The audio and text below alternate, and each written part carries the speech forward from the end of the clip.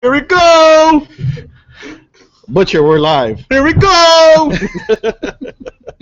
Welcome to the Wrestling Guy podcast with David and the Butcher. Here we go! Butcher, don't hit the table this time. I'm not getting the table. You always I hit can't, the and as a table. matter of fact, because we have Mr. Tony Vela here in the house. Tony Vela! Living la Vila Loca! Where's my son? Where's my picture? I put in the car. Then, where is the I picture? put it in the car. Oh, you suck. Like always. I learned from the best. Oh, goodness. Tony. That was a cheap shot at you, not at me. Tony, Pretty much. before we get into your personal life, I don't have a personal life. or your whatever life, talk to us about your crazy adventure, what you do for a living. But mostly, let's talk about today what went down here at the Wrestling Guy store. Oh, I think we had a good turnout today for with Gail Kim and Christy Hemiday for the 3rd anniversary for Wrestling Guy Store. Yes. I thought it was a good Year turnout, anniversary. And they're beautiful. Aren't they? Hey, wait. And aren't they fun? Aren't they fun? They were totally fun. I enjoyed them. I mean, they're so, especially Christy. She's so bubbly and just so much energy. Like a little bubbly champagne. Yes. They both were a breath of fresh air. Are they Yeah. like totally BFFs? Yeah, absolutely, they are. Now, how long have you been working with both of them? 7 years. 7 years. Now, before, in case if nobody doesn't know what I mean about what you do with them, we want to tell them what kind of profession you do. Booking talent to do conventions, Comic Cons, wrestling conventions, public appearances, things like that. Work with wrestlers, TV, movie, music. So you've been through them all, and you probably met them all, and probably had some fun rides in there. And there's a lot of people. There's a lot of people I still like to meet. Yeah. A lot of people You've met Butcher. I'm done. I mean, everything after this point is gravy. Told you, David. So what made you get into this crazy world of bookings and autograph signings? Sort of fell into it by accident, really. Why? I used to be a vendor at Frank & Son. And then, what's his nuts? He's leaving Steve. us. He's leaving us for the camera. Well, yeah, because you're blocking with your big head. But go ahead. It's okay. It's like an eclipse. That's Butcher's head. Yeah, and this I met another agent at Frank's, and he was looking for someone to help him, and so I offered to help at Frank's, and then it kind of grew from there. I started traveling with him to go do other conventions, and just started doing them all from that point forward. And it was a little nerve-wracking at first because going and working at a convention and working at a table and trying to upsell, fans to buy more, more autographs or photo. It's not something I thought I would ever do. I'm not a salesperson, I thought. But doing that was fun and easy. Now, you say you've done a lot of conventions, and of course, Frankus is pretty well known here in California. Which is the biggest convention that you ever done? Outside of doing San Diego Comic-Con, probably San Diego. So San far, Diego San Diego, as far as numbers, it's about 135,000 people. Jeez. Toronto, I've done Toronto. It's another 120,000 people. I've never worked or even been to the New York Comic-Con. That's supposed to be about 150,000 people. Right. I love to do that one. It'd be great. Yeah. Now, what? You were at Frankenstein's though originally, right? You were like a vendor I at was a vendor Frankenstein? there. I sold wrestling trading cards and then it kind of grew into adult trading cards. Same demographic. A bunch of 18 to 35-year-old horny people. Who Same. cares? Yeah. What was you remember? Now, why did you get into trading cards? Always been trading cards. I started collecting wrestling cards in '85. Are trading cards worth a lot of money? Depending on the trading cards, give me more specific than that. Now, do you have a wrestling card that's worth pretty good money? Or In my personal collection, not anymore. Well, I've let kind me of put it like this in a better field. Is wrestling cards valued than baseball cards? No. Okay. Not even. The most expensive trading card on the planet is a baseball card. Yeah, that's right. Fair. It's a 1909 Hungus Wagner card, just like that. Last sold for about a little over $4 million. Oh, shoot. damn. So, what's the most expensive wrestling card you've seen?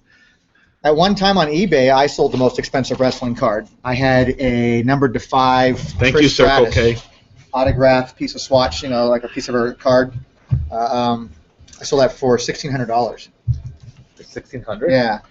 And then since then, I saw that someone had, I don't know if it's a legitimate card or not, but someone had a Ric Flair autograph from WCW release stuff that sold for $2,000.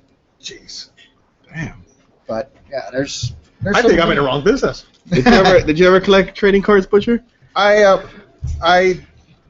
did when I was a kid. I first collected Return of the Jedi cards. And then it went to wrestling cards. And then it went to Garbage Pail Kids cards. And I think that was it.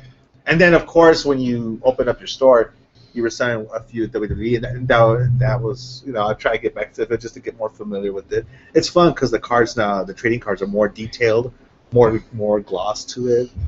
Yeah, wrestling cards caught up with other sports. Yeah. I mean, you didn't have stuff. Sports always had like a piece of their glove or a piece of their jersey and stuff like that. Mm-hmm. They didn't have that in wrestling. The first memorabilia card that came out for wrestling was in '99 for Hulk Hogan's shirt from WCW, and that was the first memorabilia for any non-sport. Well, I have a quick question regarding about that because you notice that some of these cards they'll put like a little piece of square of the ring. That's what I'm telling you. Or and now they got like the kisses of the girls. Yep. Is all that legit? Yeah. Those all they're certified in the back as being legit by that manufacturer, so they better be. Yeah, because I saw a program with the Divas and it was I can't remember who it was. I think it was Natalie, and she had a table full of lipstick, and I think that's where it was going. I go, well, I have one at Summer Rae, so. I wonder that's gonna be I've actually sat on a few of those for the autographs, not the swatches, but the autographs. I've actually sat with Demolition. I've sat with Ron Simmons, Stevie Ray, and as they were signing their cards, all their cards for Leaf trading cards. Now, is it a lot of fun? The activity, the energy. I enjoy it. I consider myself a professional babysitter most of the time, though, because I don't just. Because you're a grandpa now. Yeah, I'm a grandpa. You know what? You had to bring that shit up. Thanks, man. Okay, everybody. All right, we're done, right? I killed your game real quick. So I do more than just wrestling. So yeah, obviously the music, TV, and movies. So yeah, but not just wrestling, but you also have done with people that are in TV. Yes. Give me a few names. I have a new client right now. I'm working with Vincent Young. Okay. He's from 90210. You're having like some reunion pretty soon, aren't they? We just got finished. Someone just finished booking Jason Priestley for the same thing. So we have Jason Priestley, Luke Perry, Ian Ziering, and Vincent Young are all going to be at this convention. Okay. Now, are you part of that? I am. You are? Yeah, I'm bringing in Vincent. Sweet. So it's going to be, that's in September in Chicago. You know what, I'll admit, I used to watch 90210. I watched every episode. So, yeah, I bet you did. He still watches it. He still watches it. Probably still spanks it, like too. This, I still watch Little House on the Prairie, so there. Yeah, I don't buy that. TV Land. I'm sure you do. It never comes on TV. See, there you go. I caught David because David watches TV Land. Actually, it is on there. It's not one of those. Either Antenna or I was dating this girl back east like that who's totally into that kind of stuff. She's like Antenna TV. I watch it. Yeah. I hope that girl's listening. This is wrestling related, so she will not be watching. So wait, so you started off at Frankenstein selling the trading cards. Uh-huh. And then you also, here's a small world, so action figures. I did, and I didn't like having to do that. And who provided those action figures to you? Surprisingly, Bart used to sell all the action figures like that. He was the guy who brought all that stuff in there. All I did was trading cards, and I didn't want to get anybody's toes about that stuff. But Hugo used to bring me stuff. He wanted to sell all his extra stuff. And I have space. I'm like, hey, you can put all your stuff here if you want. I have no problem with it. I just want a percentage, obviously, to put here. That's how I got my figures there. So and where did Hugo? Turns out he ended up getting from you. From me. I never even knew you. We're talking. This is 2005, 2006. Little jerk. Oh, no wonder he would come to Swami. The circle of trust. Yeah, he would come over there and buy be like, hey, David, I need a case of basic series, whatever, from Jack. Oh, he would only. And then I get it. He brought the Superstar series. Right. That's all he would bring me. Yeah, the regular ones. Yeah. He would never buy the what was it called, the Lux Aggression figures. He would always buy the 2-packs, basic the ones. The Walmart 3-packs, something like that. But he always brought me like a case of Superstars. So then, how did you get the courage or to go up to Steve actually Christy Hemme. She was there signing at Frank's. Okay. And I walked up there with a set of those Raw Deal, card game called WWE Raw Deal. I brought a full set of her stuff to have signed because I like to give these things away as prizes. What year was that when you saw her? Because that was the same day I. 06. Because I left Frank's in 07. Okay, so yeah. I think you were. That's part off the air, by the way. Were you by then? Yeah. Because I think you were across you by then. Because I left in 07. started doing the booking thing full time. And besides anybody who bought wrestling cards, I mean, anybody at the show, I bought them all out. Anybody who had them, I bought them out. Well, excuse me, Vince. And then the market, I know, right? well, then the market kind of went down, just like everything else. Trading cards are like stocks. They go up and down, up and down. A football player, does shit, his value goes down. Also, he rushes, for 250 yards, his stock went up. Same thing with wrestling. It just kind of took a dive. And so no one was buying cards anymore. It was tough to even pay my rent space. So I was out. Right. But you didn't finish with Christy Hemme. Oh, the Christy. So I brought the cards up there to have her sign, and good old Steve. He wants to charge me $90. Steve. Wants to charge like $90 to have her sign these cards. I'm like, dude, I'm giving these away for free. I'll pay for something, but cut me a break. Didn't cut me a break. Then here it was, like not even a year later, I'm actually helping him clean up the table and put all the 8x10s away. And turns out his son, who used to help him all the time, his son and his wife, they moved to Phoenix, so he couldn't be around to help him as much. So I kind of just filled that void and then kind of gained his trust and I did all the shows. Jeez. Now from it just happened. It's just like the whole thing just kind of happened. It's the same thing with doing inventory for RVD's old comic book store. It just kind of happened. It fell in place. So how did you? So let's tell people about that because they didn't know that you helped RVD a lot with his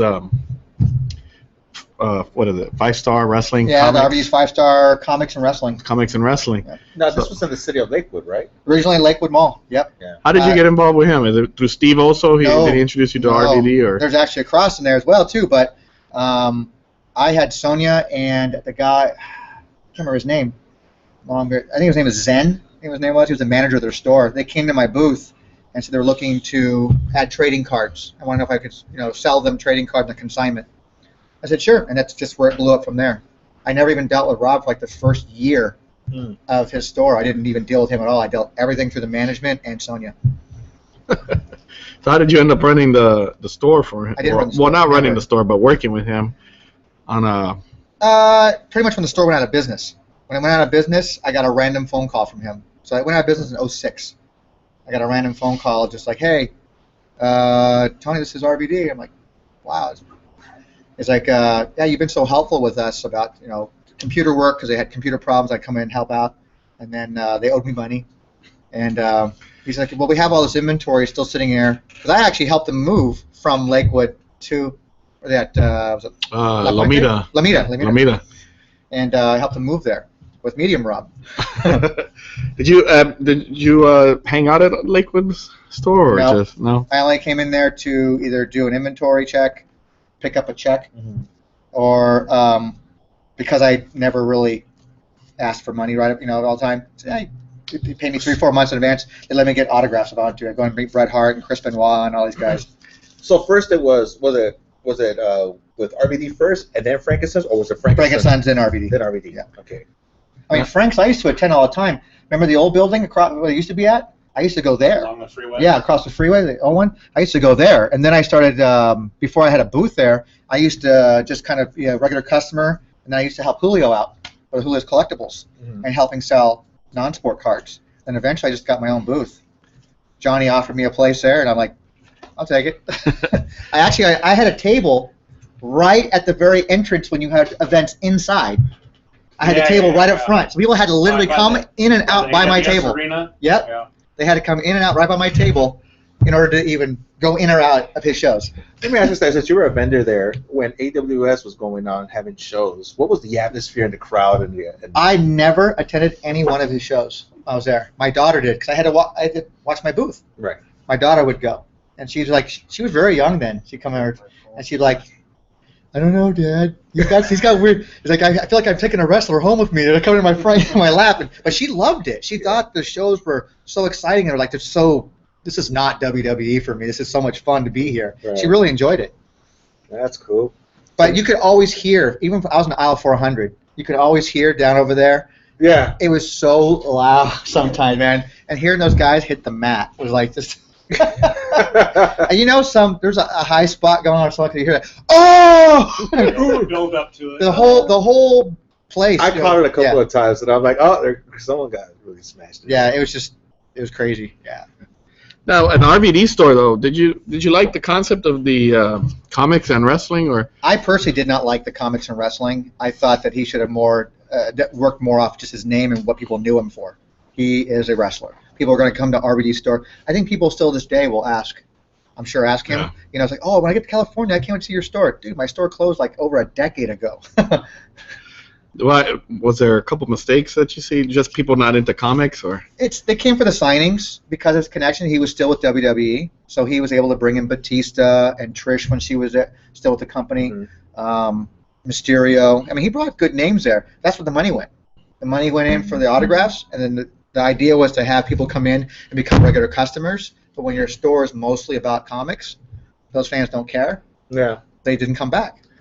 It's a different topic when it comes to comics. I know people that collect comic books, and it's like when he had the WWE comic books, it didn't sell. It didn't do. But see, well Rob opened that store mainly because of his love for comics. Right. And it was a personal thing. It was a personal thing. It was just, I mean, Sonya used to joke about it all the time, saying that if she had any superpowers, it'd be to burn comics with her eyes. That's funny. She hated them. So, I mean, she hated those comics. And it was a money-sucking situation. When you have people that are kind of incompetent running your store, they were, just say they're spending, making $10,000 a month in sales, but spending $15,000 a month in, buying inventory and booking guests. It was just emptying their wallet every month. It was ridiculous. Now, like today, you work with Christy and Gail Kim. It's my first time working with them in a long time. Right. I haven't seen them since Bart and I were talking about earlier. I haven't seen them since Bound for Glory, and I think in 2013, I think it was. Right, San Diego. Yeah, San Diego. So it was a while ago that I saw Gail. I didn't even see Christy then, so it's been longer since I've seen Christy. But I do talk to them, especially Gail, because I help her with her eBay store. Right. So I do have a regular communication with her. That's cool. But it was good to see Christy again today, too. But then also, you also work with the other two BFFs, which is Lita and Trish Stratus. Yeah. They're probably some of my favorite people. Nothing against people I work with today. I mean, they're all nice people, but they're probably my favorite people to work with, especially Amy. She's one of my favorite people to work with. Very easy to get along with. I think some other booking people who work with her, I think they underestimate her value, and she's a good draw. She makes good money. She connects with the fans. The fans love her, and she does really well. There's a little history too, with Amy, the wrestling guy store and the Butcher. Yeah. Yes, Butcher, would you like to go into detail about your connection? I don't think there is any. No, there is. There was a cat suit that was here. I heard about this. The wrestling guy store. We got a package here when we're going to promote Lita. now, this was a package for that signing, right? Yes. Because she's only been here once. Yes. And so we get a package here for Lita. And, it says, I don't even remember what name it was under. It just said to the wrestling guy store. Wait a minute. It does. This is a great store. This is a great store because it's... And so we get the package. And, of course, my wife, who's off the air here, I'm not on camera, sees a package. We open it, and it's a bunch of women's clothes. So she starts asking... My hand is literally sweating. So she starts asking, who the fuck's clothes is this? Because I know I haven't sent you no clothes. I'm like, I don't know. I think it's a mistake. Clothes, the personal belongings, shorts. Okay. What, underwear? I think her mother sent it to her by accident. I think. Yeah, I think it was to her actual name, Mm-hmm. and it was everything. It was supposed to have a camera, but it didn't. She sent the wrong package. So Gotcha. That's right. So we have a lot of cat suits, some shirts, a cat shorts, suit. A jacket. This is a just full-on, regular stuff. like a full grown-up cat, right? It's so- all purple. And Right. So we decide to open it, and after I defend myself, and my wife believes me, we figured out it was Amy's, Lita's. So Butcher gets excited, Don't tell me you put it on. sees the cat suit, and Butcher, what do? You're on a roll, Mark. I'm not gonna. He put on the damn cat suit. That's awesome, actually. Please tell me you have a picture of that somewhere. We don't have a picture of That it. sucks. But Butcher put on the cat suit. So him and Lita have a connection now. Did you ever tell her about it? No, I have not. But now if she ever hears this podcast by any chance, now she will know that you wore her cat suit. I'm just afraid that now that if she ever puts it on, she might see a certain bulge right there in the little area. Surprisingly, there was no bulge. I'm so happy to know that you were checking that out, though, but thanks.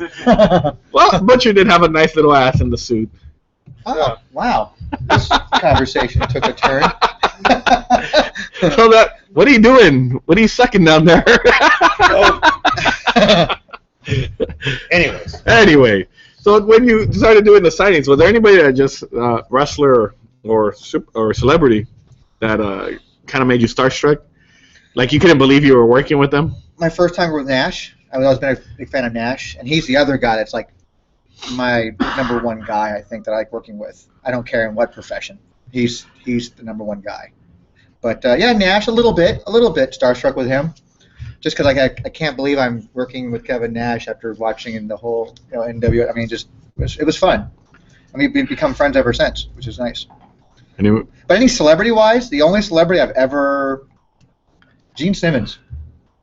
Never worked with him, but I just happened to meet him in Comic-Con. I heard he's very germophobic. Like he doesn't like to shake people's hands or anything. Oh, he shook my hand. No, I mean it's just because But he's in our building. But he has like an aura about him of so much like I don't know. He's like I don't know. It's like just he's a man. He's like the man. It's like fucking Gene Simmons, man. The thing is about what 6'4", 6'5". He's pretty tall. He's pretty decent size. Not that tall, but he's pretty tall. And I had just purchased some trading cards for Kiss series that never got released.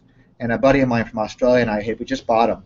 And we're literally walking down one aisle at Comic-Con, and here comes Gene walking the other aisle right by us. I look at my friend, Ben, it's Gene fucking Simmons, dude. And he goes, yeah. I go, we just bought their cards. We bought all the cards. We should get at least one sign. We both went to get one sign. He went first and got a sign. I hand mine to Gene, and he goes, grabs it, looks at it, and he goes, where did you get this? And I go, me got stuff down aisle over. I couldn't talk. I couldn't talk. And he goes, I can't understand a word coming out of your mouth, son. And I was like, I got it from an aisle 2 aisles over. Now, how about now? You also have some cool stories about the Shield, like how you got the. That was by a fluke. I was working with Linda Blair, Exorcist. Right. Yeah. I was in Chicago Wizard World, and she wanted some coffee. So I went to the green room to go get her some coffee, and I walk in, got the coffee. As I'm walking out, in comes walking the Shield. And at the time, this is when they were the tag team champions and U.S. champion, all on their gear. Nice. And I just walked right by, and Seth Rollins just goes, "Did you want a picture too?" And I go, "Put the coffee down." Sure. Yeah. Got my camera out, and someone took a picture for me. Now you were a big wrestling fan though, right? Before you did all this yeah, and started yeah. collecting. Who was your favorite wrestler? Growing Or who up, still is your favorite wrestler I was all always time? Mr. Perfect, Rick Rude. Love those guys. But then I was like, did you see my post recently that when Iron Mike Sharp died? Yes. I was like, I was a big fan of Iron Mike Sharp as a kid. I don't know why, but I loved that guy. Really? I always wanted, and I always wanted him to win, but he never. I thought this guy's gonna crush this dude. He's like, oh, fucking Iron Mike Sharp lost again. He was like 6'4". He was a big dude. Yeah, he was tall. He was a big dude. He was a hard worker too. Yeah. Because he was there at every show. I like that guy. Every weekend you watch wrestling, and he was always on. He was. Him and Barry Horowitz. But even growing up as a kid, when I was 6, 7, 8 years old, my grandmother got me into wrestling. Mm-hmm. We used to watch it on Spanish-speaking station, Channel 56 here. Yeah. Used to watch Andre the Giant versus 4 midgets or something like that, Right. or 5 midgets. It was a lot of fun. And then we'd go to the Coliseum and go see some wrestling matches when I was a kid. I believe in the intro of the program at the Spanish. Or the sports arena, LA Sports Arena. It was Hogan, and then you would have Michael Jackson's Thriller song in the background. It was the best thing. Yep. Have you worked with any anybody that's recently or has passed away in wrestling? No, there's a lot. But Have I worked with? Mm-hmm. I know we did that Piper thing when the news station came here, but I never worked with Piper. Right. I had tables next to him, but I've never worked with him. I can't think of anybody I've worked with that's passed away. I've been around a lot of those people who've passed away, even some old school guys, going back, doing vendor stuff, back east. But I've never actually worked with anybody that I think's passed away. I never worked with Warrior. I met with Bart and stuff like that. You were busy that day with Demolition. I think when Yeah. we had the Warrior in the corner. Yep. But you and I were the last 2 people to go in and get the last 2. Yeah. We made sure everybody else, Yeah, we were the very last 2 to talk to him. I mean, we were like, the guy who brought him in was very nice to us and said, well, I'll take care of you. So we're like, let everybody who paid, it's like let them do first, and we always like to go last. So if it doesn't happen, it doesn't happen. If it does, it does. But I haven't worked with anybody who's passed away. Now, were you offended by my comments on the anniversary show. I thought you were full of shit. What anniversary show? Oh, that's right. On the last show we talking When about guys you talked bringing me? back RVD. Yeah, well, I told you. I sent you a message. I said I would have thought I was full of shit too.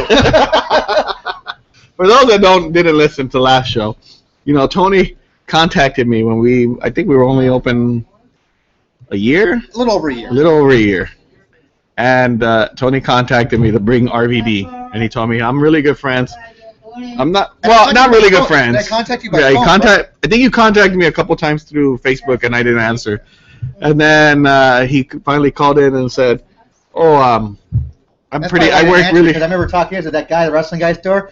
He's a fucking flake. And pretty much I go, he's not returning my message or anything. Yeah, and he goes, "So I work closely with RVD." That's what it was. I work closely with RVD. Yada yada yada. So I'm like, "Oh, okay." So he goes, "I can probably get him booked on your show, probably the weekend before WrestleMania." And So I I'm told like, you, no cost to you. no cost to me. So I'm like, okay. So I'm like, yeah, sure, I'm interested. It's not a little too good to be true. Let's go. Yeah. So I'm like, yeah, whatever. This guy's gonna.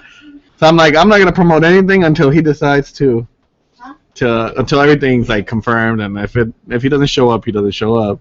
So he confirms. We started advertising, and sure enough, RVD walks through the door. We had a good line of people too. We had a great line of people. All So the I'm way like, around all the right, side. this guy's not full of crap after all. Well, I think after I had brought Gaffney here, you asked me like, how are they over there? Yeah, I did. I did ask I was you. like, yeah, he's an idiot.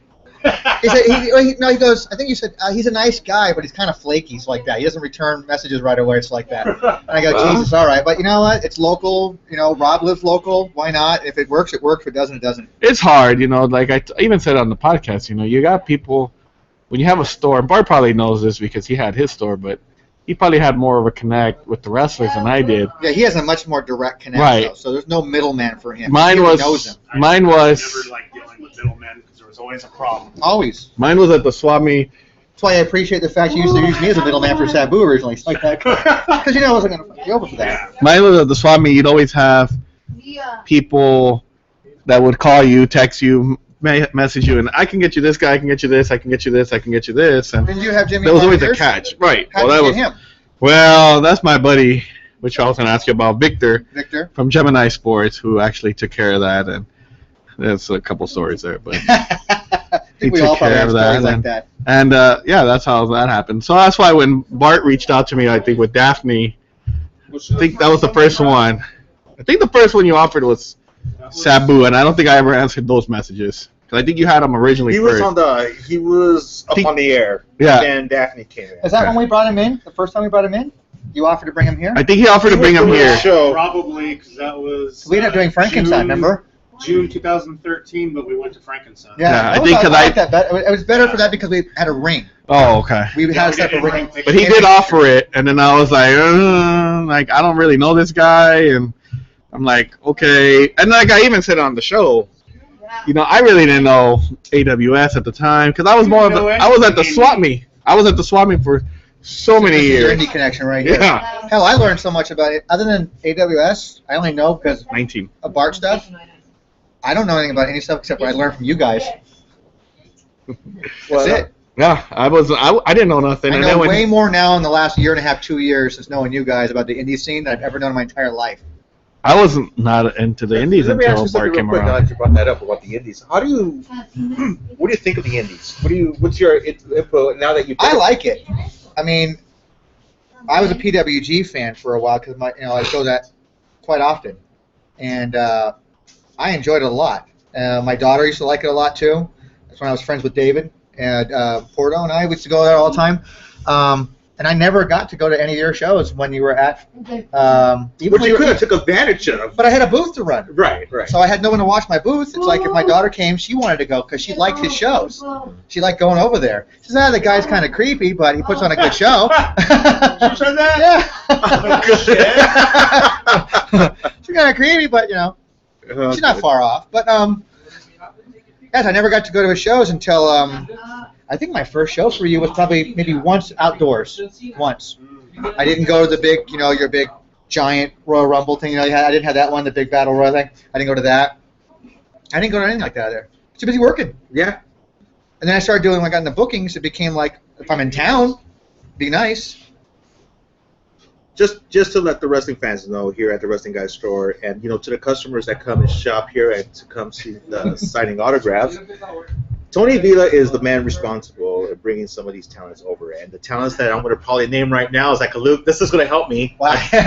What is the Ceiling of Fame? The Ceiling of Fame, which we have RVD. China.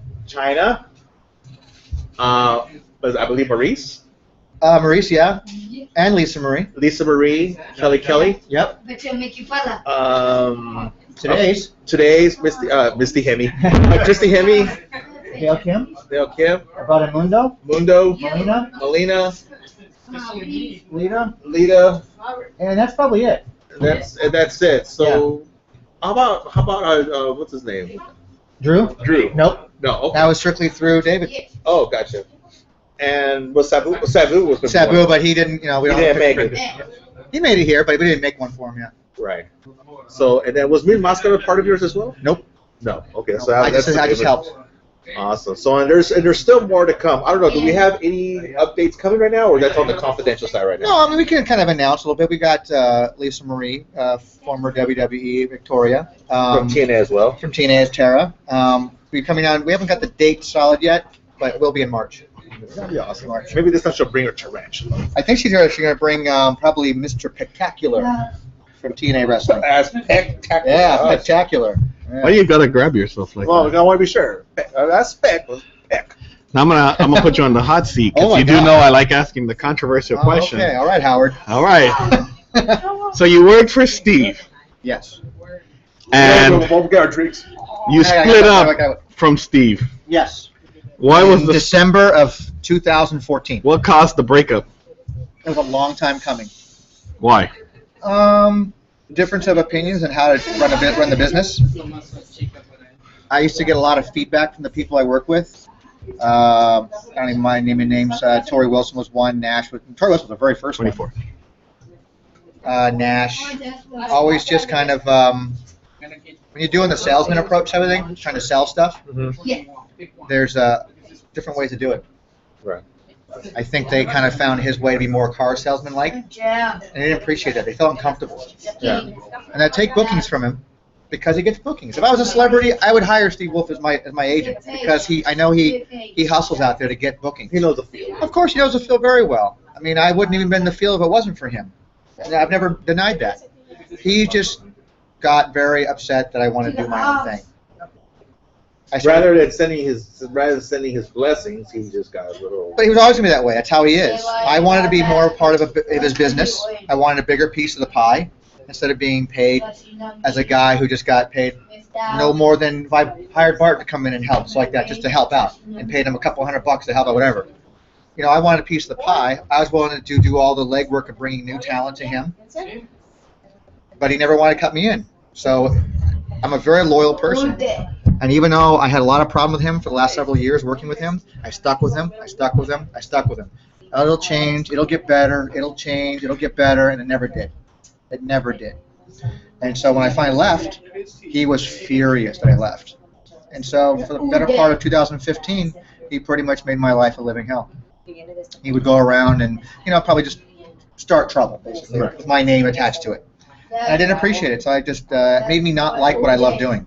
Have you lost any people or have anybody come to you and said, "Well, I won't work with you because I work with him," or he won't? I've reached out to Tori to come here to book for your store, and she wasn't returning my texts, and I was disappointed because she was the very first person to try to encourage me to leave him and do my own thing. Her and Nash would both be like, "If you leave him, you know how many people will come with you?" I said, whatever, sure, whatever, it's like that. But I stuck around. So when I finally reached out to her after leaving, this was like January last year. Yeah. And she was doing Frank's. And I guess she must have shared my text to him, because that night and the last time I ever got an email from ever, I got a really nasty email from him. Really nasty. And I've saved every email he sent me, threatening me and telling me what he'll do and this and that. I've saved them all. Yeah, I say everything anyway. So I will have a personal file about that as well. And I want to see Tori Wilson. I'd love to have her here. I think she'd kill it here. Oh, it should be great. She was one of my well. She was one of my favorite crush, divas. Such a nice lady, and she's so fan friendly. Now, besides Bart, because you've worked being a diva, A nice diva segue. and Butcher. He wants to say something. Is there but there's any people in here? Yeah. And Butcher? Who is the biggest diva you've worked with? Biggest diva? And I don't mean name-wise. I'm just talking about who has been the biggest diva, pain in your ass that you've To worked work with? I mean, what do you mean? like demanding and Talent-wise. Who's acted like a diva the most, male or female? Every single celebrity has an ego. They all do. They all have a level of diva-ness to them. Yeah. Every single one of them. Some are tiny. Some are giant. Who's had the biggest ego? If you feel comfortable saying names. I don't, because I've never worked with them anyway, so I don't care. Lillian Garcia. Really? Yeah. I know you have a problem with Lillian Garcia. I have a Problem with her husband. No, her husband's fine. He's awesome. Her husband is. He's totally awesome. And they're a great couple. I mean, but I don't like the micromanaging. I know what I'm doing. I'm on this side of the table. All you need to do is sit there and look pretty, or handsome, whatever the hell you want to call it. It's pretty much how I get treated with Tony. Yeah. Just sign your name and take photo ops. But don't tell me how to do my job. That's like me going in and telling Bart how to run AWS. I'm in no position to tell him how to run. He knows how to run his company. Don't tell me how to run my tables and work with talent. And we kind of butted heads like that a couple times, like that. I just, she's very nice to the fans. Fans love her. She's great. There's no problem with that. It's just somebody if I didn't want to work with. Yeah. From wrestling, that's the only thing I have from wrestling. Outside of wrestling, Lori Petty. You told me that one. She's just always wants the bookings, wants to go and make the money, but just hates being there. Now, now you've gone places, right? You've gone to see a lot of part of the world because of these bookings, right? What's the farthest? London is the farthest I've gone so far. How'd you like it over there? And who'd you work I didn't with? see much of it very much. Do you get to see a lot when you go out, or? I'm making more of a point the last few years. I'm making more of a point that I used to fly in with Steve all the time. So Steve always handled the arrangements for flights. We would fly in the night before the show. We'd fly out the last night of the show. Jeez. So if we fly, it was a Friday, Saturday, Sunday show. We'd fly in Thursday night and then fly home Sunday. Because he had to be home. Right. I don't got to be home. So now I started changing my flight. So I'll fly in, sure, Thursday night, but I'll stay till the following Thursday. Wow. Well, what about? I mentioned to you earlier about like locations, because I'm a big sci-fi, like Monsters and Universal and stuff like that. Have you worked in locations like that, like Monsterpalooza, I have. Universal? And how intense and crazy does that get? Because you got a lot of people in costumes and masks and stuff like The that. Monsterpalooza is a different type of show. It's mostly a lot of industry type people, makeup effects, that kind of thing. And there's celebrities there, but it's not. It's also a California show. I don't like doing shows in California, especially SoCal. Yeah. Is it because there's like a lot of celebrities here in California that kind of takes away the attention and it's like, I see him at Starbucks. Yeah, all the time, or I see exactly. her at the light. Why would I pay for an autograph when I just saw that person at 7-Eleven? Yeah. That's how it is pretty much. The further you go back east, the more money there is. When you leave the country, there's good money. Toronto, Montreal's always good. London's good too. But when you leave the country, it's good money. Then you have the conversion and all that crap, and then you have like kind of losing money. Now, is there anyone that you wish that you meet and that you Do I want to work with? that you want? I have 2 people on my list that I want to work with. Neither one of them are wrestlers. No, I mean that's what you do. So I want to work with Bryan Cranston. He's number 1 on my list. Bryan Cranston. Who is Bryan Cranston? Probably mostly known to a lot of people from Breaking Bad. Lead actor from Breaking Bad. Okay, Also was the father of Malcolm in the Middle. gotcha. So it wasn't Godzilla, but he would just absolutely kill it. Yeah. He would kill at a convention. And Betty White. Well, you better hurry up on her She because just turned 94. 94. Just turned 94. I believe she just retired, didn't she? She retired. Well, her TV show Hot in Cleveland got canceled last year. Okay. She was on that. So Because I read after a tablet paper. It was Variety, as a matter of fact, and they work across from me, and I get all those little newspapers. No, Betty White officially retires from the spotlight. I'm sure she probably does, yeah. But we actually have a buddy of mine that does private signings, has something in the works with her, probably coming up in the next few months. We're going to be doing a private signing with her, I hope. Like for me, it's like I want to meet, like, for example, Gene Wilder. I love Gene Wilder, and I know Should have met him like 5 years ago at the minimums like that, because other gentlemen of mine that I know did 2 private signings with him in a 2-year period and watched him decline that 2 years so drastically. It's so sad to see, and just to see, it's just. It's like right now, like people like to meet Bobby Heenan. I would not want to photo Bobby Heenan right now. I just wouldn't. It's sad. I mean, he's all there, and it's just not the Bobby Heenan I know.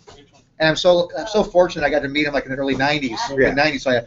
But I would never do it now. And I could tell you, 4 years ago, I went to go meet Bobby Heenan at Frank's. Yep. And it was already too late for me, but I told, like, you know what, I came specifically for him. But they were nice enough, so they took me to the back room. That's awesome. And I was there with him. Me and my daughter, we were with Bobby.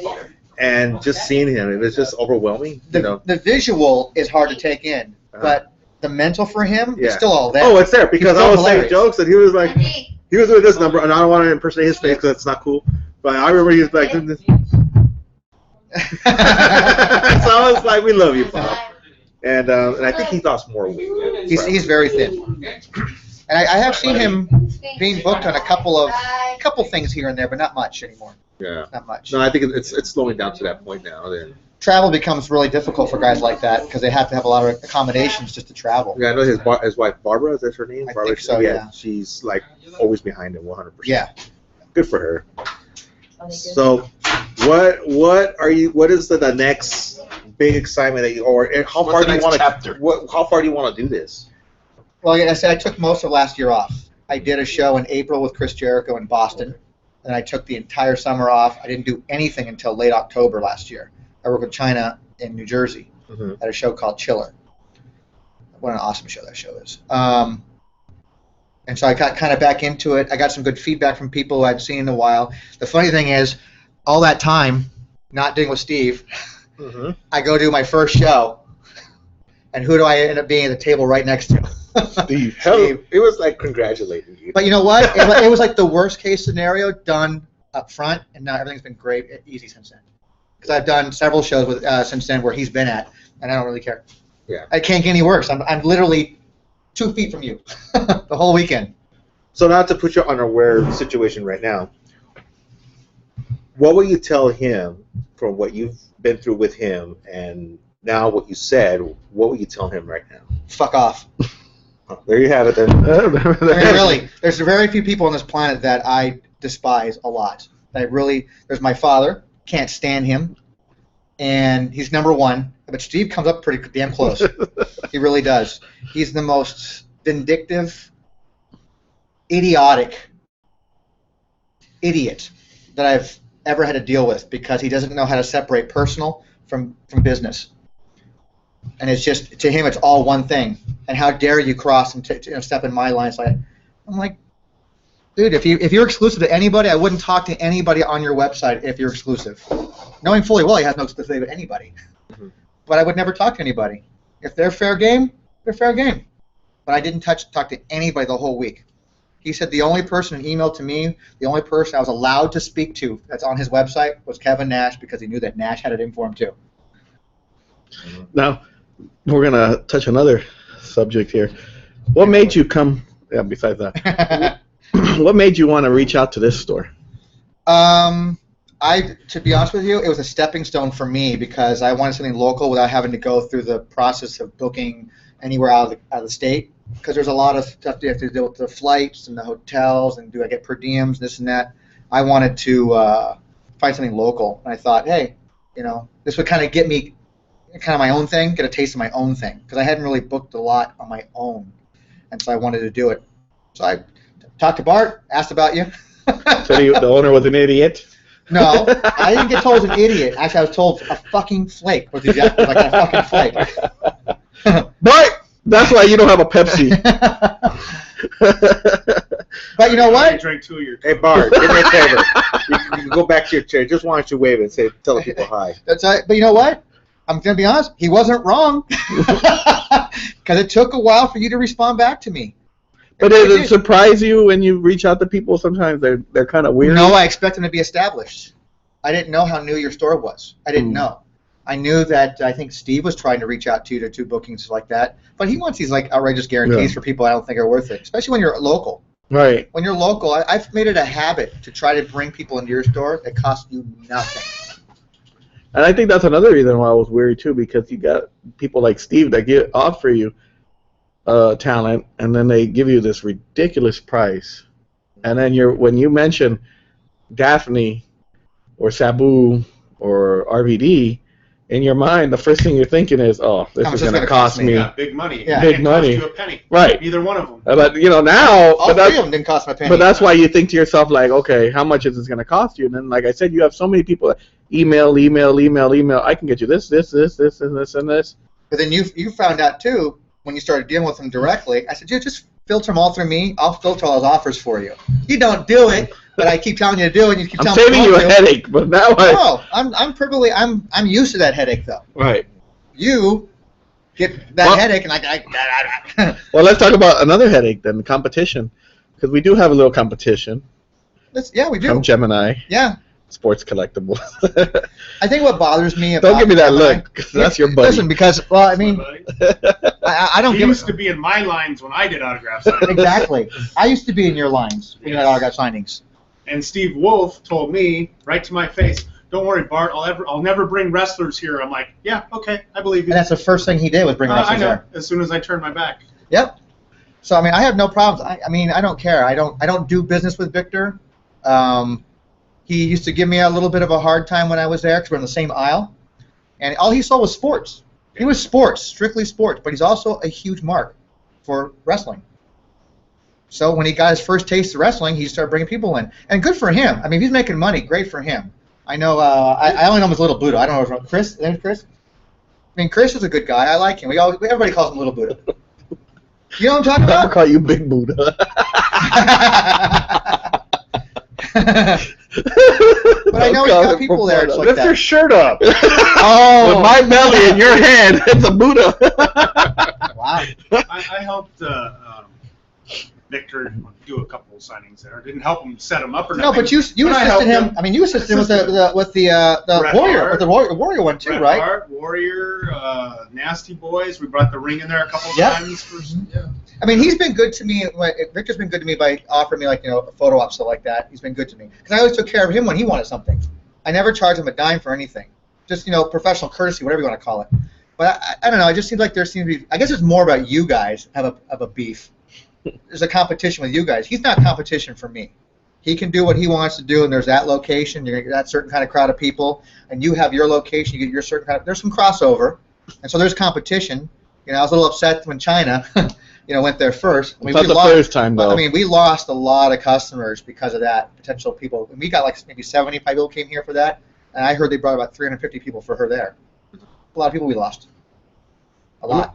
I know that here the biggest complaint we get about autograph signings is the parking. Yeah, but parking's a bitch there too. It's just a bigger bitch there. It really is. Well, what do we have to do to get the 300 people? Well, it would have been nice if we would have had that location next to you open up to us to give parking. But I think parking's the least of people's worry, really. They don't care. I haven't heard anybody bitch about parking this location in some time. They're used to it, just like they are for Frank's. I know here across the way on a good Saturday after 3 o'clock, I mean, it's completely empty. Yeah. You can park in front of us, but I mean, people are going to complain and bitch anyways. They'll figure it out. I mean, I think they have figured it out for here, just like they did for Frank's. They know if they don't get there early enough, they're going to have to park way down the street or around the corner, down there off of Fairview, whatever. It just is what it is. hey, RVD, he didn't want to park his car here, so he parked it 2 blocks down. He did.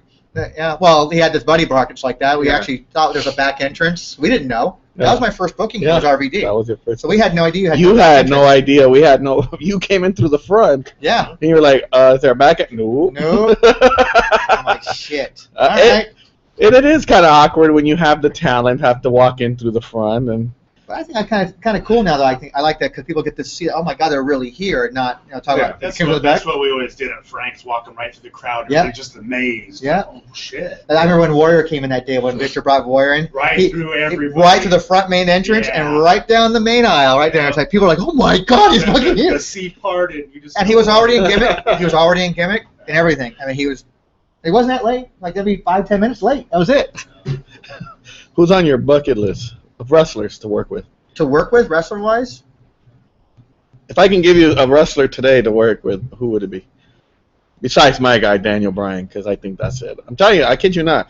The day Daniel Bryan steps foot into the store He says no and more. does an booking after autograph that. signing, I will never How much will you accept pay me? another How booking. much will you pay me? You bring him in, and I'll give you Shelly Martinez. And you want her to do this podcast, right? Deal. You want her to do the I podcast, tried. So that's right. You know what? And just to bring that up, Daniel Bryan did work for Bart at AWS. How many shows? At least 3. 3 shows. So. What year was that? 2005. Yeah. And then I think I ran into him in 2007. some PWG shows there too. Are you gonna bring me Daniel Bryan? I would, I'd like to. It'd be great. I told you, we'll give up the house. Get the house. Oh, you just got mad, dog. You just said, look, man, that is the evil dick guy right there. I'll give him my car and her car for Daniel Bryan to be in this. Look what you got right there. Thank God that's not on the air. He's telling you number 1 right now. But all right, so who's on your bucket list? Seriously, who would you? Well, all right, let me ask you this way: who's on your bucket list to bring here? Who do you think would be the ultimate draw here at the store? Besides, I mean, let's get realistic. It's not going to be John Cena. You're kind of putting your foot in your own mouth to the competition, buddy. Kinda, yeah, because he starts talking about what he want to bring, and all of a sudden your competition go, oh, I'm going to get him first. Yep. I mean, he's got some investor people that actually help him. It's not all him. He's got people who help out. I know they've been wanting to bring the Hardy Boys in for a while. I've been barking up that tree for a while, too. It's just trying to get those guys out here.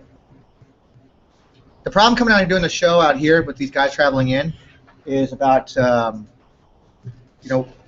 got to get them more than just coming to the wrestling guy store. For them to fly all the way out here, it's why everybody asks for Trish.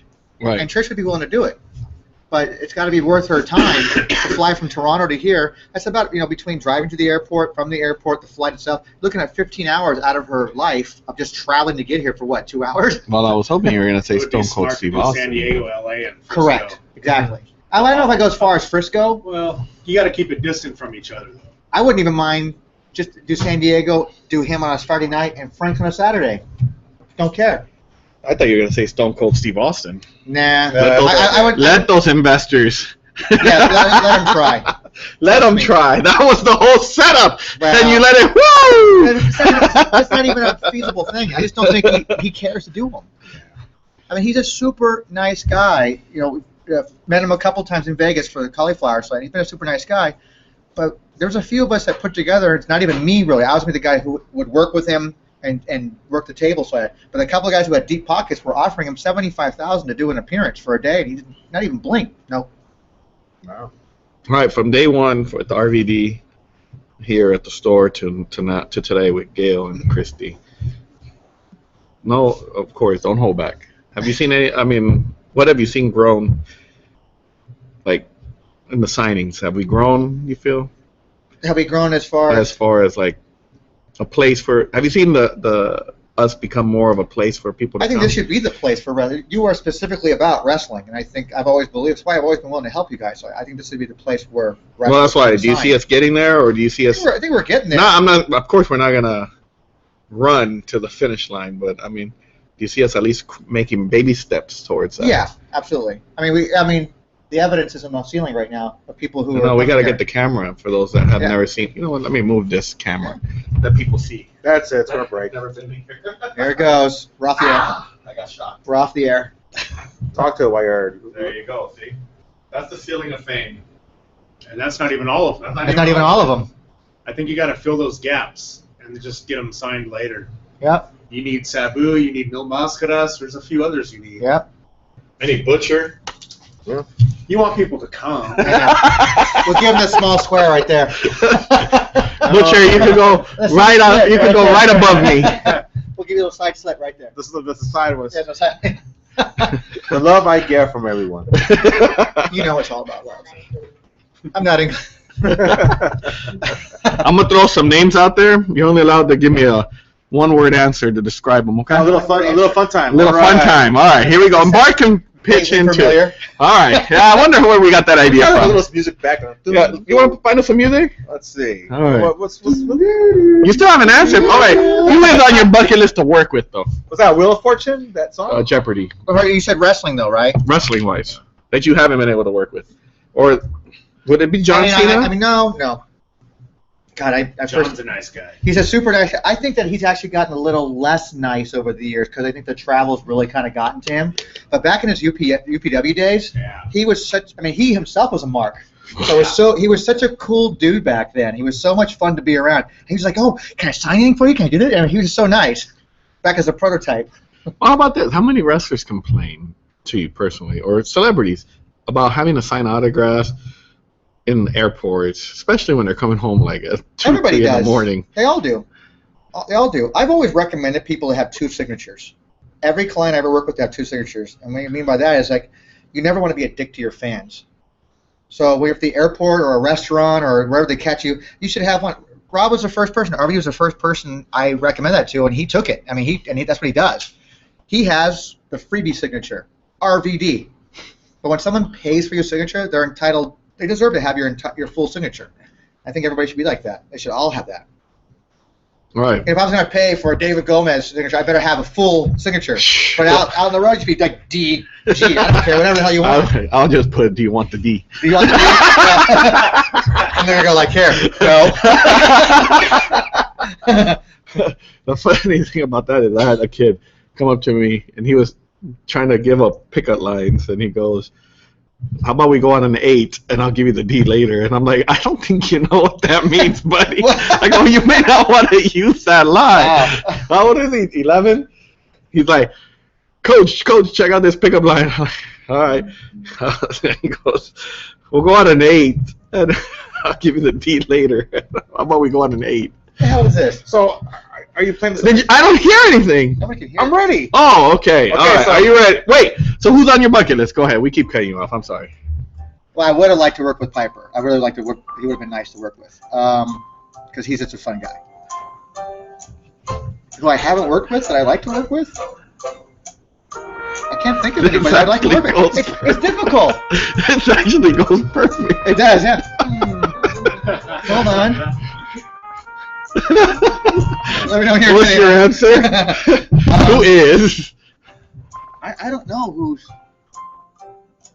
I mean, people might say Hogan, so yeah, but I don't think I'd want to work with him. Austin? Austin would be great to work with, I think. If he would take a reasonable sum to work, I'd like to work with him. All right. He'd be a lot of fun. How about which death in wrestling affected you the most? Ooh. Pretty much a tie for me. It'd be probably Savage and Piper. Really? Yeah. Mine was Guerrero. Right. Guerrero and Guerrero was Piper. hard too. That was hard because that was like the first real big one. I think that from 2000s. I don't know. That was hard. Owen was difficult too. Owen was, yeah. I think Owen became a big thing because of the show afterwards, where you got to see everybody kind of be real. But as a fan, I like Savage. Perfect was a big one for me too. Hey, that was perfect. Don't shake it off yet. Oh, we're still on? I thought I loved it. It was going perfect with this. I didn't want to annoy it. No, I love it.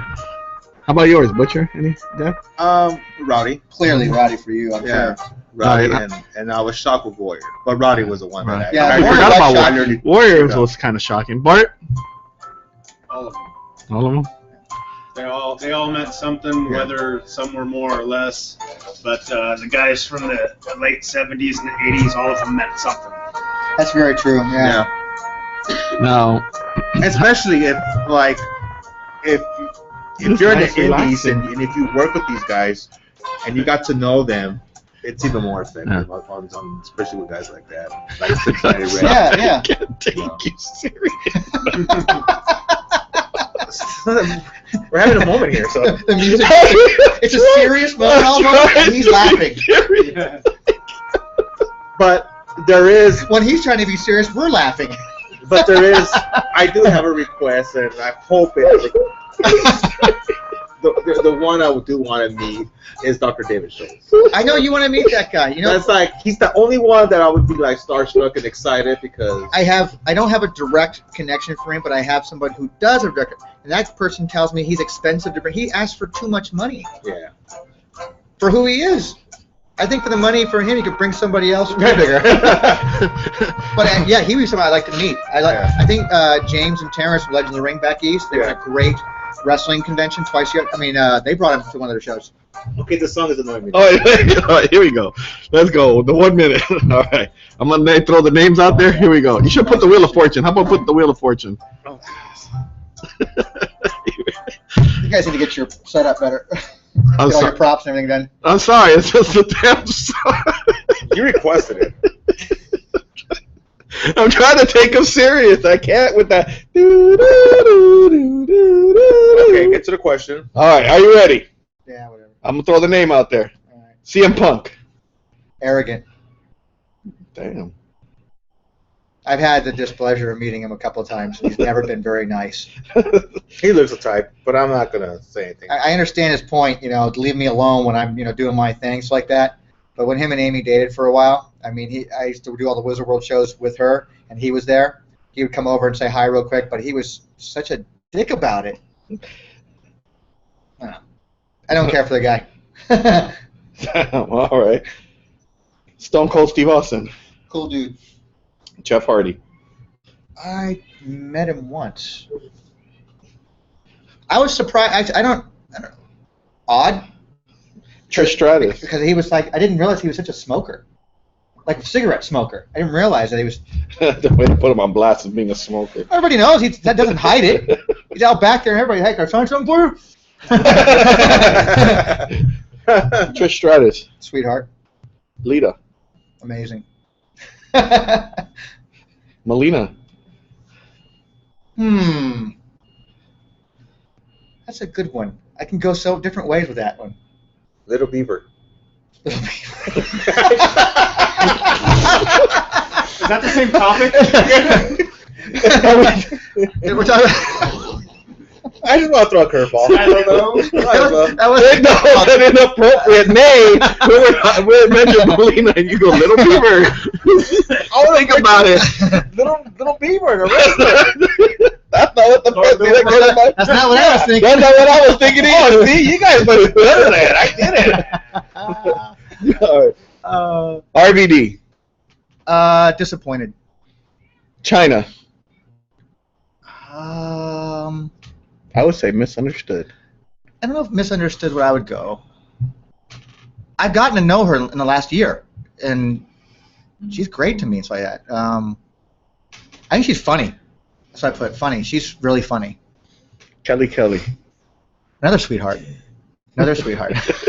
That's our sound effects, girl. That's our sound effects machine.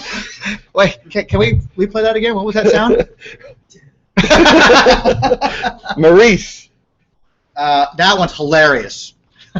You ask some of our neighbors, they'll say hot as hell. I'm sure, and she is. I think she looks better now. I see her pictures on social media, and she looks better than I thought she did. Where was this Maurice in WWE? Because she looks freaking amazing. But amazingly hot. There's somebody who I think misunderstand people with her. Because if you just met her and didn't know her, you kind of think, God, she's just like her character. But in reality, she's really not. She's freaking funny. hilarious. She was having a good time here. She's someone I would hang out in the mall with, and in the food court, and just people watch, just comment, because she's hilarious. I mean, she was like a kid here, just she having loved a her good old This time. is awesome. This is the way it should be like this. I like this. Da, da, da. Remember, even she was joking around with one of the customers with the JR's barbecue sauce and taking like 4 or 5 different poses, and I mean, it was fantastic. All right, Victoria or Tara. High energy. A lot of high energy. Mm-hmm. I mean, Christy's high energy as well, but they're kind of different. A different high energy. It's good. Lisa likes to party. There's nothing wrong with that, but she can be everybody's friend.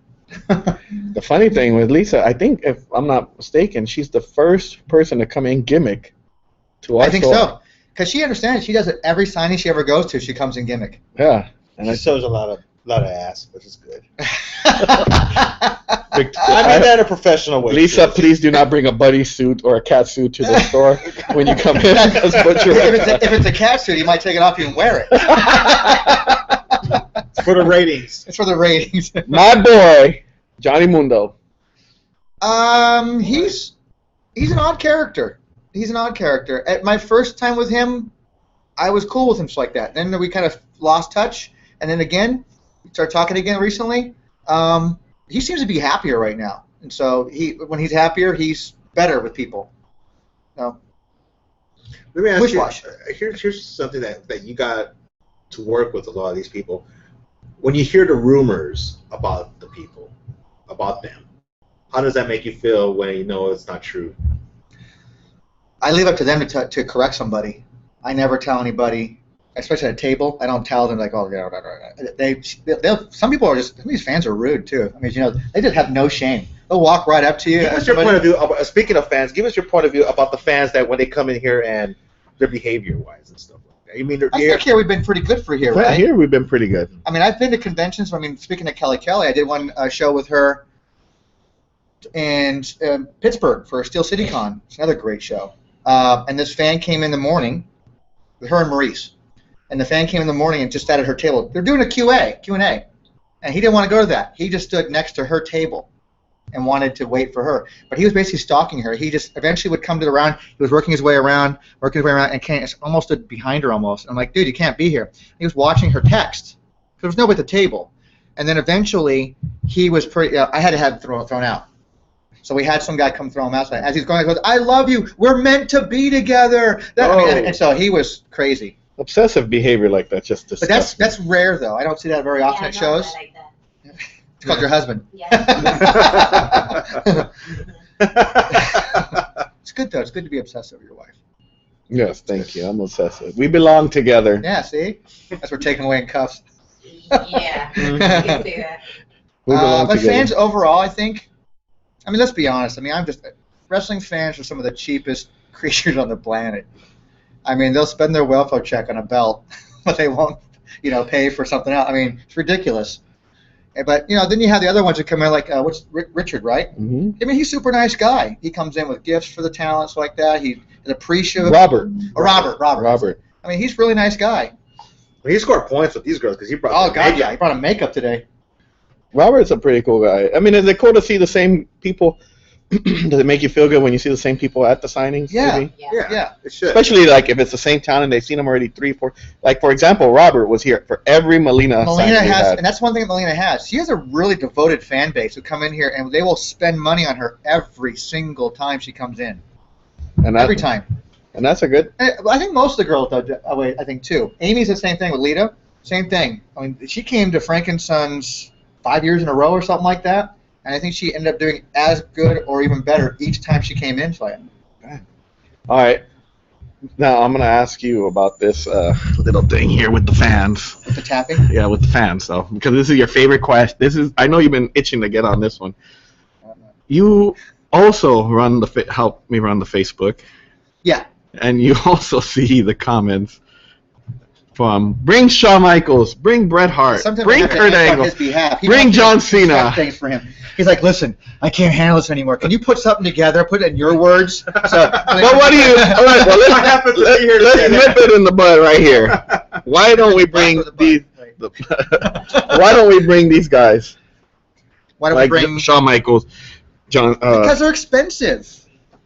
Bringing in that kind of a caliber of talent, not to say anybody is not deserving of whatever they're getting, but when you're bringing someone like a Shawn Michaels, we get asked for Jeff Hardy all the time.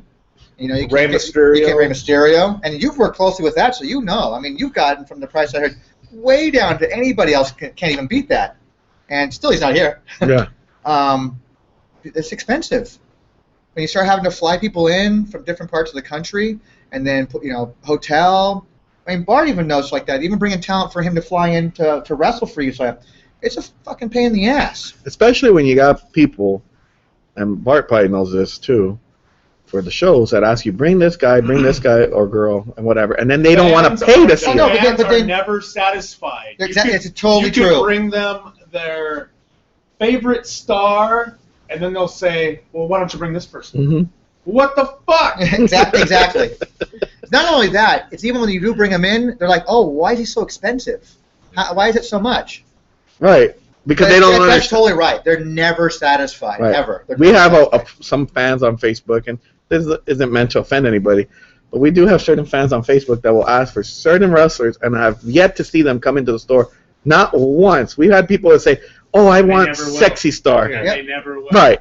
We Well, want Sexy Star. Okay, we brought Sexy Star. And they're like, Where oh, oops, I forgot it was today. Oh, I couldn't get that day off. I guess you didn't want it that bad then. Sorry, my anus hurt that day. Yeah.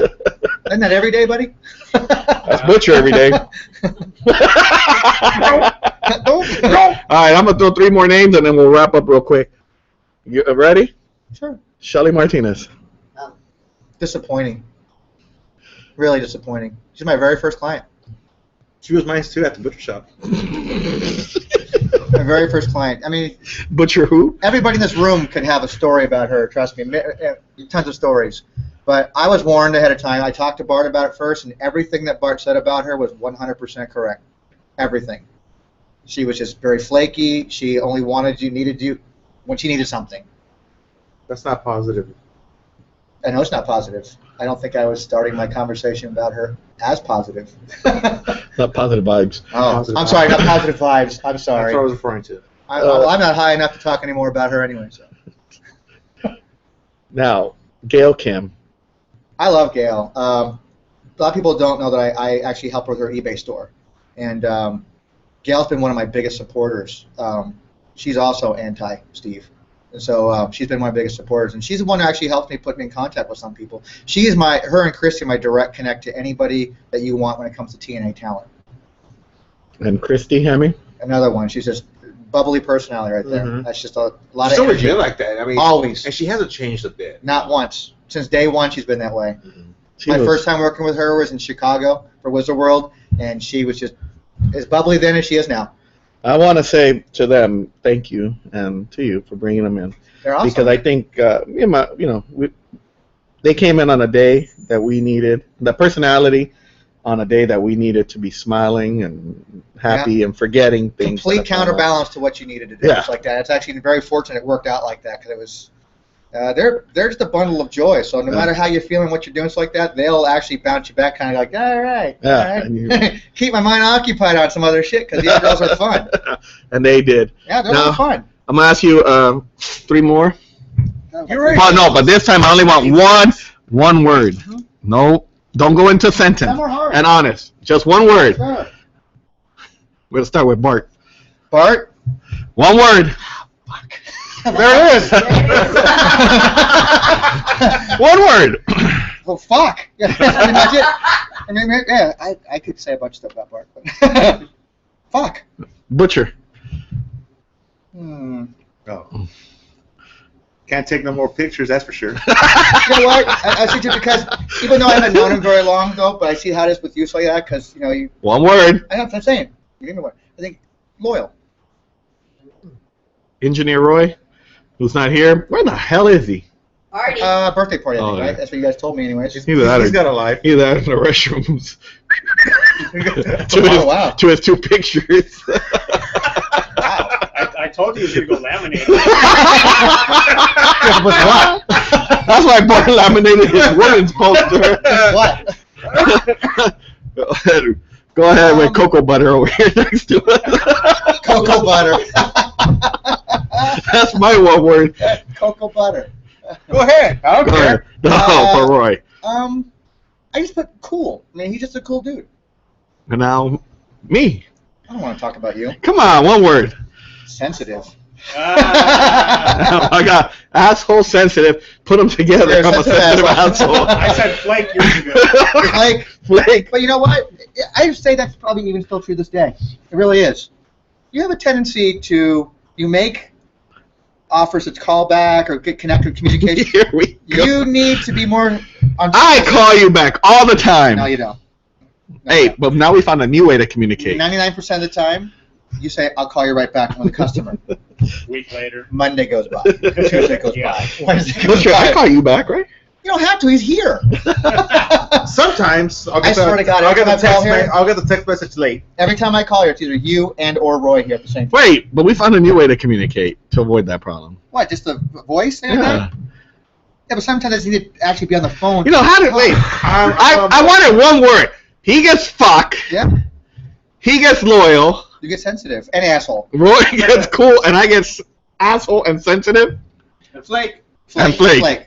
Flake. He didn't call you fuck. I have one word for all of you three. Nothing. That'd be 2 words. That would be. Oh, hyphenate it. Okay. Dicks. All right. I said 3. I have another word for you. It goes back to you. Hey, you married her. How about for Tony? I don't have a word for myself. Awesome. Describe yourself in 1 word. I can't. Butcher? For Tony? What is this? Oprah now? I know, huh? We got like Starfest to go, how we all 1 feel about word. each other. And then we're gonna cut it right there. We're in a zone. I'll put it real quick. For you and your wife, kind. Bart, straight up. That's a good one too. I like that. Straight up. Straight up. Tony, I could do a whole podcast just talking about him. Tony, amazing. Oh, Amazing. There was some good times over there. There was good times over there. Frank's is where we met at Frank's. So yeah. Everybody's And- connected and- somehow in this room. And to this day, the vendors in there, when I go in there, will even tell me when the wrestling was there, business was booming. It was. It's a So different. what's it like over there? I haven't been there like It's a different time over there. 3 years now. I don't know. I don't even know how to answer that. I go there every once in a while for supplies, and I It's just still really cool if you want to go, Yeah. buy toys and Yeah. and just I shop for whatever. I heard now that it's more expensive than that now. And then well, in general, everything's when I saw Yeah. all the dealers that's having the booth, but now what I've heard, I think it was Todd that posted up a poster of, I don't know who's going to be there, and there was a breakdown of prices for the signing autographs, which. But it was a sports thing, though, is what it was. But it was starting from $40 to $60 to $70 to $80, and I was like, that's expensive. And that's actually a relatively cheap period there. It really depends on the talent. Every they talent, got. I mean, Well, how do you I decide don't on even the know who they price? were. Somebody brought Shaquille O'Neal there. How do you decide the price? Prices depending on what market you're in, on what people would normally pay. Like, would I charge somebody $40 here as I would in Jersey? Probably not. Just because, especially in California, you got to be cheaper. People don't care, so you got to try and make a price that's going to fit people's needs out here. I thought the same was going to be like in Detroit. First time I did Detroit after the whole economy started taking a dump, all those car problems were going on. We were there like, oh fuck, we're going to lose a lot of money here. People are going to make money, but they came out and spent money. I was surprised. They spent money. The further you go back east, the more money you can make. There's a lot of great conventions. I mean, if you're a wrestling fan, you live in the East Coast, you'd go broke. How does the East Coast do less better than we do? That's where wrestling. I mean, Northeast is where, come on. I mean, case in point, even RVD's store, when he had Dusty Rhodes at his store in Lakewood Mall. I think 20 people showed up. That was it. Right, you did mention that. I was one of them. David Porter was one of them. So that's 18. You didn't go, did you? I've never went to the store once. Oh. Never went. That's 18. I mean, that was. That's 18 now. Yeah. I mean, that was it. And it was funny because Cody was there. Oh, goodness. And so my buddy David, and Dusty was sick. He had a cold and stuff like that, so he wasn't in the best of moods. And I actually got, there you go, that's somebody I worked with that passed away. I worked with Dusty Rhodes, Dusty Rhodes. In Jersey. I worked with him and Steamboat in 2 different autograph sessions. So my friend David goes to me and goes, so Cody, what do you think about, following your dad's footsteps? Going to be a wrestler? He goes, no, I don't think so. Not even close. He wasn't even wrestling then? He was amateur, doing some amateur stuff, Oh. yeah. He was not, Yeah. this is 2004, 2005. Damn, and now look. Now look at him. Now he looks like the energy drink of Rockstar. Rockstar. That's true. That is true. That is so true, man. I'm sure we can probably go on for like hours if we actually. Yeah, I mean, I'd love to come down here and do more of your guys' podcasts like that, like just to sit on them like that. It's so much fun, but such a far drive for me. Well, So, I mean, if I lived closer, I'd probably be here all the time. Yeah. But why do you want to make this the place to be? you guys are good people, and it's good people who want to do something that I love doing, which is wrestling stuff. So. It's so funny because we're all connected somehow to each other. Kind of weird. Well, it's that industry. It's still the wrestling stuff. I mean, everybody in this room, he's been in it longer than anybody that I know of personally. So even like working with talent, especially like anybody come out in the California area, even back in the old Frankenstein Day. So I used to go to across the street to the shop. I got this person line, and he'd just tell me exactly how that person's a fucking flake, and and be careful, they're gonna do that. And every time, it's always been 100% accurate. That's what I meant, straight up. That's why I go to him for stuff like that. So sometimes we don't see eye to eye on things. Sometimes approach is sometimes different, but the result is still the same. I think, but when people don't see eye to eye, I think that's a better, but I stronger. There's nothing wrong with that. No. It's just. I think as long as everybody's willing to people just listen. like to do things their own. Of course, way. as long as the results are still the same, where people are making, you're supposed to be making money, stuff like that. But I respect his opinion, so that's why I go to him and ask him for things. But some people that don't respect people's opinion, they get butt tickled. They do. That's a shame. To David. Except David, Yeah. David, I don't get. Don't try and stare at me like I that. never get butt tickled. And you sound so disappointed. That's what I've heard. Very, And of course, she's over here like, I don't know. you know what? No So hell with all of you guys. You know what? So far, we heard little feathers in there. You know what? Fuck all of you. For the David the Butcher. All right. Well, for David, myself, the Butcher, and Engineer Roy, and before we go, Bard, and before you do that, no, fuck all of you guys talking shit about me getting butt tickled. I didn't see you get butt tickled. Damn it! I never get booty tickled. You just freely get information. No one even asked you about it. Go ahead, Butcher. Jeez. just a last final thought of everything where you're at right now, and then how you feel, and Where I'm at with what? in your Well, you have a new business, so promote. I do have a new Yes. business. I'm now going really full force with this now, doing my own booking. So I now have a company called Green Ink Promotions. That's C. Thank you, Butch. So what is your title? Like a booking? I'm agent booking or agent. Booking Strictly agent. booking agent. I do actually get emails once in a while. People ask me like, "Well, I have this person. Do you know anybody I can get this person into a part of a movie?" I'm like, no, I don't deal with stuff like that. I mean, I don't. I sometimes will ask people I work with. Porn is just get a camera. Here you go. I'm available. I'm taking auditions right now, honey. What do you want to do? I mean, I'm available. I want to make money. So look at see how nice Gail is. She already sent me money. No, she loves you. She already sent me PayPal money. She's on top of it. I love that girl. Faster Yeah, than David. this is true. A week late. Whoa, whoa, look at the time. Anytime. Well, what's the Twitter, the Facebook? Everything's under Green Ink. So Instagram and everything's on the just go to my website, greeninkpromotions.com. Green Ink. And on Twitter? It's all there on my Green Ink Facebook. Promotions? It's at Green Ink Promos. Remember, not everybody likes to go on the Sure. Facebook. So at Green Ink Promos, And- Instagram's at Green Ink Promos, and Facebook's Green Ink Promotions. All right. So this guy's son's building me making me a nice logo. Hopefully, looking pretty good so far. But just growing the business little by little. I don't want to jump to it. I'm a one-person operation, so I don't have anybody that can go and do stuff for me. Say, can you handle that for me? Can you handle that for me? For it. So everything I do is just me. Sometimes it comes a little bit overwhelming, but I'm starting slow. Well, I know one thing for sure. I wish you all the best luck, Thanks, my man. man. So let's keep Thanks, rocking. man. Yeah. Totally. I do shake your hand, but fuck you. That's Booty all right. tickled. I know where your hand's been, so forget it. You know what? Actually, there's a photo proof of That's it, why too. people would Yeah. see me. I'll Call it- we'll call it- That's why people keep seeing me go in and out, because I have to go take care of some I'm business. sure you do. Yeah. All right. Well, anyways, thank you, Tony, Thanks for having for me. being our guest today. Bart for being the off-camera questionnaire guy. Not even a peek. Say bye to your fans, Bart. They've seen him enough. There you There- go. And All the that's fans. why I say fuck. That's the typical response of Bart. Bart's his It just own came out. man, doesn't give a flying fuck what anybody thinks about it, and I like that. I think we all wish we could be a little bit like that. Absolutely. You'll get there in this business. You'll get there. It's starting to get that way.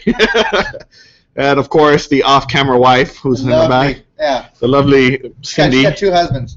Yeah. We already know when you're gone. And Engineer Roy, thank you that you were here. Called it out. I think Roy's got third. Damn. Well, for Butcher, myself, thank you to everybody who was listening. We are.